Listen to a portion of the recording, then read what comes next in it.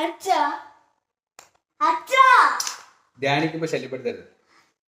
അച്ഛൻ ഈ ഹെഡ്സെറ്റും വെച്ചിട്ടല്ലേ ധ്യാനിക്കുന്നത്. കണ്ടുപിടിച്ചല്ലേ? അച്ഛാ എന്റെ തലയത്തേക്ക് എണ്ണ തിരിഞ്ഞു പോയി. അതുകൊണ്ട് ഞാൻ അമ്മമ്മയുടെ എണ്ണ തേച്ചോട്ടെ. അമ്മമ്മയുടെ എങ്ങനെ തെറ്റുന്നത്? അമ്മമ്മയുടെ എണ്ണയല്ലേ, നിനക്ക് പറ്റുന്ന എണ്ണയല്ലല്ലോ. നീ തേക്കുന്നത് സുരസാദി അല്ലേ, അമ്മമ്മയുടെ എണ്ണ നീലപ്രങ്കാതി അല്ലേ. രണ്ടും വേറെ വേറെ അല്ലേ? രണ്ടും വേറെ വേറെ എന്താ, രണ്ടും തലയിൽ തേക്കുന്ന എണ്ണയല്ലേ. തലയിൽ തേക്കുന്ന എണ്ണയാ, പക്ഷെ വ്യത്യാസമുണ്ട്. നീ തേക്കുന്ന എണ്ണ നിനക്ക് മറ്റേ അലർജിയും പിന്നെ അതുപോലെ ടോൺസിലൈറ്റിസും ഒക്കെ ഉള്ളതുകൊണ്ടല്ലേ സുരസാദി എണ്ണ തേക്കുന്നത്. അമ്മമ്മ എങ്ങനെയല്ലല്ലോ. അമ്മമ്മയ്ക്ക് തലയിൽ തണുപ്പുള്ള എണ്ണയല്ലേ വേണ്ടത്, അതുകൊണ്ടല്ലേ അമ്മ നീലപ്രങ്കാതി തേക്കുന്നത്. ഈ എണ്ണയ്ക്കകത്തേ തണുപ്പും ചൂടും ഒക്കെ ഉണ്ട്. ചൂടുള്ള എണ്ണ തേച്ച് കഴിഞ്ഞാൽ ചില ആൾക്കാർക്ക് മുടി കൊഴിച്ചിലൊക്കെ വരും, മനസ്സിലായോ? അപ്പോൾ നമ്മുടെ തണുപ്പുള്ള എണ്ണ ചില ആൾക്കാർ തേച്ച് കഴിഞ്ഞാൽ അവർക്ക് ജലദോഷവും പ്രശ്നങ്ങളൊക്കെ വരും. പിന്നെ നിനക്ക് ജലദോഷമൊക്കെ ഇടയ്ക്കിടയ്ക്ക് വരുന്നതല്ലേ, അപ്പം നീ തണുപ്പുള്ള എണ്ണ തേച്ച് കഴിഞ്ഞാലേ നിനക്ക് ജലദോഷം വരും, ചുമ വരും, ചിലപ്പോൾ ശ്വാസം മുട്ടലാവും, അങ്ങനെയൊക്കെ പ്രശ്നങ്ങൾ ഉണ്ടാവാൻ സാധ്യതയുണ്ട്, മനസ്സിലായോ? അങ്ങനെ എന്തും എണ്ണ എടുത്ത് തേക്കാൻ പറ്റത്തില്ല.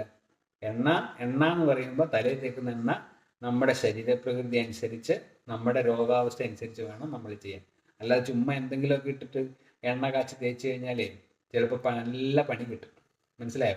ഇപ്പോൾ ചില പേഷ്യൻസിനെ കണ്ടിട്ടില്ലേ, അച്ഛൻ്റെ അടുത്ത് വരുന്ന ചില പേഷ്യൻസ് ഒക്കെ ഉണ്ട്. അവർ കുറേ എണ്ണ വീട്ടിൽ നിന്ന് യൂട്യൂബൊക്കെ കണ്ടിട്ട് കുറേ എണ്ണ അങ്ങ് കാച്ചും.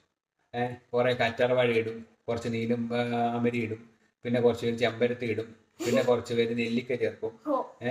അങ്ങനെ കുറേ എണ്ണ, കുറേ എല്ലാ സാധനങ്ങളും ഇട്ട് മുടി വളർന്നോട്ടെ എന്ന് വിചാരിച്ചിട്ട് മുടി വളരാൻ വേണ്ടി എണ്ണ ഇട്ട് കാച്ചി തേച്ചിട്ട് അവസാനം കഴുത്ത് വേദനയായി, തലവേദനയായി, അങ്ങനെ ശ്വാസം മുട്ടലും മറ്റു പ്രശ്നങ്ങളൊക്കെ വരും. അപ്പം അതുകൊണ്ട് ഈ എണ്ണ തേക്കുമ്പം ഒരു ആയുർവേദ ഡോക്ടറെ കണ്ട് അവർ നമ്മുടെ ശരീരത്തെക്കുറിച്ചും നമ്മുടെ ആരോഗ്യത്തെക്കുറിച്ചും നമ്മുടെ അസുഖങ്ങളെക്കുറിച്ചും ഒക്കെ ഏറ്റവും സെറ്റ് കാര്യങ്ങൾ നോക്കും, മനസ്സിലായോ? നമ്മുടെ ദഹനം എങ്ങനെ, നമ്മുടെ മലശോധന എങ്ങനെ, നമ്മുടെ ഉറക്കം എങ്ങനെ, നമ്മുടെ വിശപ്പ് എങ്ങനെ, അങ്ങനെ ഒരുപാട് കാര്യങ്ങൾ ചോദിക്കും. അങ്ങനെ ചോദിച്ചു കഴിയുമ്പോൾ അവർക്ക് നമ്മുടെ ശരീരപ്രകൃതിയെക്കുറിച്ചൊരു ഏകദേശ ധാരണ കിട്ടും. എന്നിട്ട് അതിനനുസരിച്ച് വേണം നമ്മൾ എന്ത് ചെയ്യാൻ, എണ്ണ ഉപയോഗിക്കാൻ, മനസ്സിലായോ? അപ്പം അങ്ങനെ ചുമ്മാ കണ്ട കയറി എണ്ണയൊന്നും എടുത്ത് ഉപയോഗിക്കാൻ പാടില്ല, മനസ്സിലായോ? മനസ്സിലായി.